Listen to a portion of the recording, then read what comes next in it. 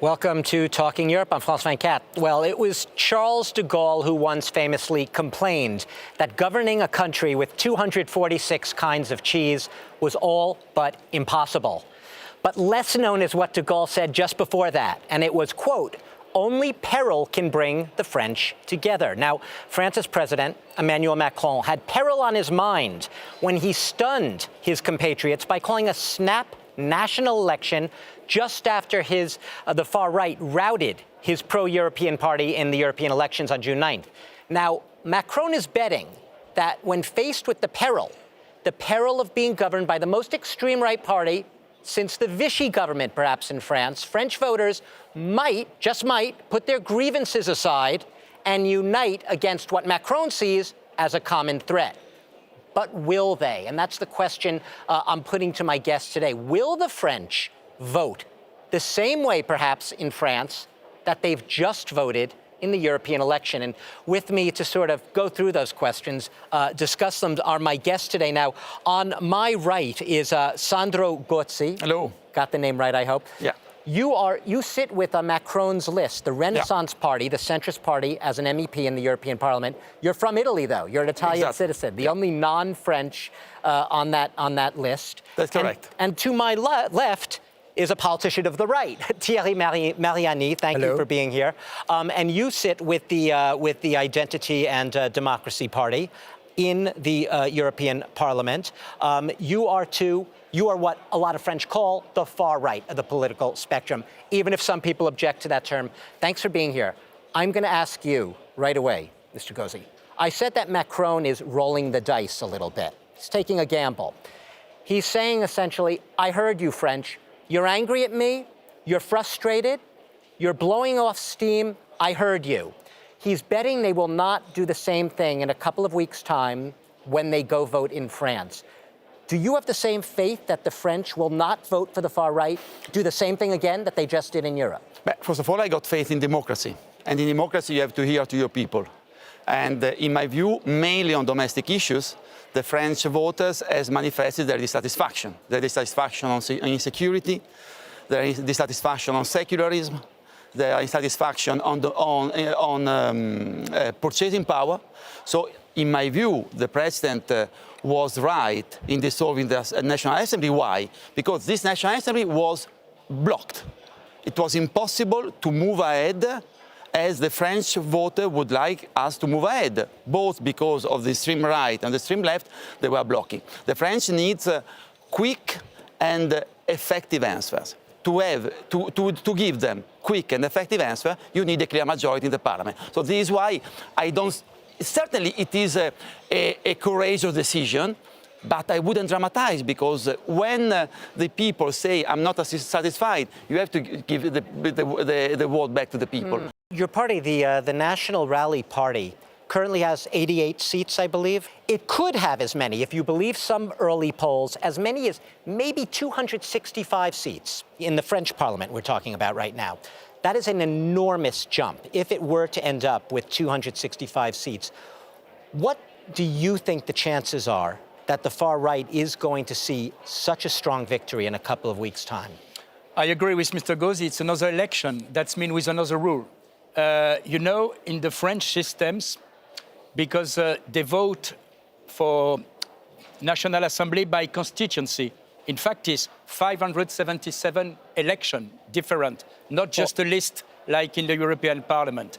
That means in the past, you can have a great majority with 38%. And in fact, the situation was blocked. I'm in the opposition of Macron, but I think this time he took the good decision. But it's a new election. It's impossible to think what will be the result. But don't forget, I repeat, that you can have a great majority with just 40% of vote. That's why everything is possible. The fear, though, Mr. Mariani, is that the fear among those who do not want to see the far right in power is that they will either block or slow down the ability to go forward on issues that have brought Europe together, from climate to security to immigration. And that's a reality. Even if you have a minority of seats, you will still be able to effectively block the European agenda. We don't want to block. We want another Europe. of course, for example, we don't want another enlargement. It's difference between us. We don't want more far in the immigration policy. But we are European, and we want European policy, but it's different. This is just the difference. We don't want to block. We are not agree with the policy and the decision of the Commission of Mrs. von der Leyen. We want another policy. Another policy. Tell me if you agree with this. Some people I speak to say they see similarities between the mood right now, not just in Europe, but in France, right now, and what happened in the United States in 2016. People were angry. They were fed up. They felt like no one was answering their concerns. No one was solving their problems. We know the rest is history. We know what happened in the United States. Do you see an exactly similar pattern playing out right now here in Europe with your centrist parties unable to stop it? In Europe, it didn't happen because we're just out of European elections. And in this European Parliament from which we are talking today, the pro-European forces have a majority. And the extreme right and the extreme left are still in a minority. So the landslides of the extremists, the landslide of the anti-European forces didn't happen. It is clear that we call upon the responsibility, especially of the European People's Party. They should get out of their ambiguity, or the ambiguity that they show during the campaign, and they should clearly make a choice. Do you want to stand with those who want to unbuild Europe, or do you want to stay with those that want strengthen Europe to provide even stronger answer to what the citizens are calling for? Why I'm skeptical about the extreme right in the European Parliament? Because the extreme right, I tell you, France first, Italy first, Spain first. If you always say France, Italy, or Spain first, Europe come last if it doesn't come at all. This is why they do not have a common project, but everything will depend on the ambiguity, on the consistency of the European People's Party at national level. They are following the extreme right sometime in France and Italy. I want them to take on the responsibility at European level to provide the effective European answers. The word, Mr. Mariani, that's been used to describe the far-right party, by its critics, but not just its critics, are Eurosceptical. I know you say you're not trying to block Europe, but the term is Eurosceptic, and especially on the Ukraine and Russia issue. Obviously, I know every time you go into the media, your name is always associated, you're probably sick of hearing it, you're associated with Vladimir Putin. You don't want us to talk about that, I know and I understand. But the fact is you have visited Russia. You are seen by many people as being very receptive to his regime at a time when much of Europe says Russia is waging a war of aggression on Ukraine. You're an outlier. You are seen as, at one point, to the right of your own party on this issue. Will you change, is the National Rally Party going to change its policy with regard to Ukraine? Is it going to become more or less supportive? Excuse me, for French people, the most important is the French situation. What said Marine Le Pen during this campaign? The war in Ukraine is not a war. It's not a war. For us, it's not a war for French. One country invading another, occupying There is many it. countries invade in all the world. We don't engage everywhere. We want peace in this place. But this is on your border. Ukraine is on the European border. Ukraine is on Europe's border. It is a matter of Europe's security, is it not? Okay, but excuse me, it's not inside European Union, it's not inside NATO. We must be solidaire if there is something inside NATO in Europe, but it's outside. And for us, what is the most important in the next 5 years?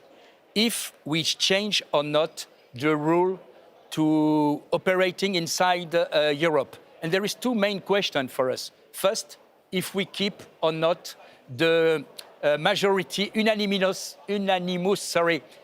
votes. Because, for example, some party, like your party, want to pass to qualified majority. We don't want. I respect your position, but it's my position too. Because it's my, we don't want just a state like France, should do something if the French people don't want. But will the National Rally continue to support Ukraine? It's a simple question. If you're in power in France, will you continue to support Ukraine, as your party leaders suggest they will? Excuse me, this question don't exist. Why? Because foreign policy in France is the competence of President of Republic. That means we have in the past 2 other cohabitation. And in fact, the foreign policy continued to be the same. We don't have the same opinion about this war, but the position for foreign policy is the position of the president. This is the position of the country. We respect institutions, if we are not agree with the position of the president in many things. Sandro Gozi, let me ask you, you'll have the final word here, I think. What would be the main consequence for France? I'm not talking about Europe now. What would be the main consequence for France if the far right does have a blocking minority in the French parliament after its two-round elections on July 7th? Well, if there wasn't a clear majority in the National Assembly, even after the next elections, would be a major political and democratic crisis, because this is the main reason why President Macron has called for the elections. What we will do during the campaign and also after the campaign, if we got a majority, is to call upon the vote on the left and the vote on the right. The vote on the left of the Socialist Party, for example, that today the Socialist Party is following the extreme left of Mélenchon, anti-Semitic extreme the left, far left, yeah. pro-Russia extreme left, and the Republican, the Gaullist party. You started this debate quoting the Gaulle, that are following the extreme right, which is a denial of what Gaulle is. We hope that we will get a majority in the election. If we not in the National Assembly, we call upon to all the democratic forces on the left and the right to take on the responsibility. Gentlemen, we're going to have to leave it there. I understand we just opened the box. There's so much more we need to talk about. We are in a watching and waiting period right now here in Europe and also in France, where big elections, national election is on the way. We will have much more on this in the weeks and months ahead. Thanks to all of you for watching the debate here on Talking Europe.